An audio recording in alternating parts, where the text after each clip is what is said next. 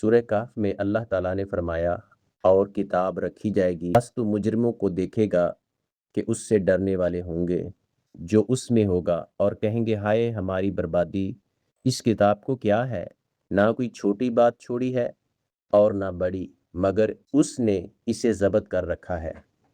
اس آیت کی تفسیر یہ ہے، قیامت کے دن ہر شخص کا اعمال نامہ کھول کر اس کے سامنے رکھ دیا جائے گا، جس میں اس کی زندگی کا ہر چھوٹا اور بڑا عمل لکھا ہوگا۔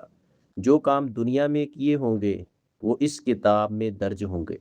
مجرم لوگ جنہوں نے کفر و شرک کیا، نافرمانی اور گناہوں والی زندگی اختیار کی، جب وہ اپنا اعمال نامہ دیکھیں گے تو خوف سے لرز اٹھیں گے۔ وہ حیرت اور حسرت سے کہیں گے ہائے ہماری بربادی، یہ کیسی کتاب ہے جس نے ہمارا نہ کوئی چھوٹا عمل چھوڑا اور نہ ہی بڑا عمل۔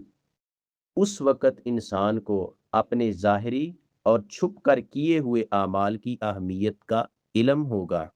یہ آیت انسان کو خبردار کرتی ہے، تنبیہ کرتی ہے کہ آج ہی اپنے اعمال درست کر لو، کل کو پچھتانے کا کوئی فائدہ نہیں ہوگا۔